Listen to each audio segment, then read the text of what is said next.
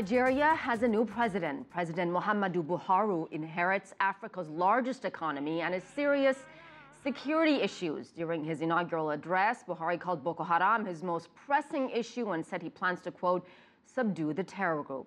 Buhari has governed Nigeria before. 3 decades ago, he led a military coup. Since then, he's become a Democrat and once headed a petroleum trust. That experience could come in handy because Nigeria is Africa's top crude oil exporter. Here to discuss Nigeria's new president and the country's future is Nii Akuetteh. He's a scholar and policy analyst who specializes in African affairs. Nii, thanks for being on our program. Thanks for having me. So let's begin with President Buhari's biggest challenge. There is so much hope in Nigeria right now, but there are also a lot of issues, security issues, the economy, power shortages. In your opinion, what will be his #1 priority? I'm afraid that he can't afford to say this is just one. He will have to attend to 3 or 4 of them. As you mentioned, he himself has talked about Boko Haram. And I actually think for 2 reasons, that will be the one where I expect the most progress. Number one, he's a military man. He understands the military. This is an issue he has looked at a lot. Moreover, the president that he defeated, who just stepped down, President Jonathan, he has been battered by a lot of criticism. But I think in the last couple of months, he actually turned the tide on Boko Haram. So Boko Haram, actually, in my opinion, is now in retreat. So President Buhari will just have to finish the job. Then there is corruption, which is huge and has been in Nigeria. You know, every country has corruption, but it's not something that is new in Nigeria, so he will have to cope with that, and it's at all kinds of levels. And then thirdly, there's the economy. The oil prices has collapsed for the last 1 year, so that Nigeria's income from oil economy, if you compare what it is today from what it was a year ago, it's 50%. So it's like a person who has gotten his pay reduced by 50%. And that has affected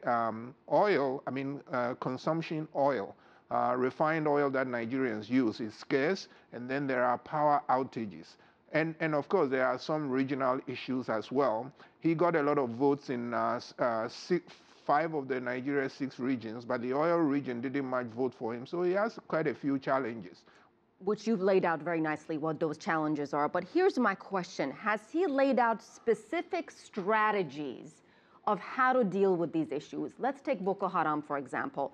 What can Buhari do specifically what his predecessor could not? I think 2 things. Number one, he's a military man himself, and he has said that he wants the military to perform better. Everybody within and outside Nigeria has been disappointed by how badly they handled the Boko Haram issue until 2 months ago. But didn't Goodluck Jonathan also use the military to go after this group? My apologies for interrupting you. No problem. I think that President Buhari is going to take a different approach because the Nigerian military had complained that they didn't get the equipment they needed, and there were other issues. And General Buhari, actually, when he was campaigning, I thought one of the things that impressed me was he said, look, I'm going to listen to the generals, find out why they can't do the job, then I'm going to fix it. The other advantage he has, there's a big splash in today's New York Times that the United States sent John Kerry to the inaugural, and they have agreed, they are already saying they want to work with him and they will give him help that they did not give President Jonathan. So I think he has that advantage as well. And how significant is the help of international community, of countries like Britain and the United States, in helping Nigeria fight this huge problem with Boko Haram? I think they are very happy to have a change. They are very happy to have President Buhari. In fact, my own personal thinking was that they had wanted President Buhari to be elected. So now that they have him there, they are more willing to be cooperative.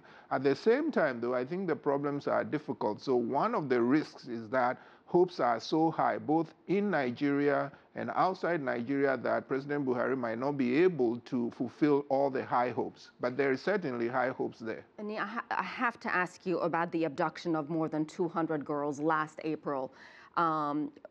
What is being done to find these young girls? They have made some efforts. Of course, not all of them have been found. Now, the one that hit the international news is the one you referred to in April. They were kidnapped from a school in Chibok. but others have been kidnapped. So under President Jonathan, in the last couple of months, they have actually found a number of girls and young women, but we are not sure that the Chibok girls themselves have been found.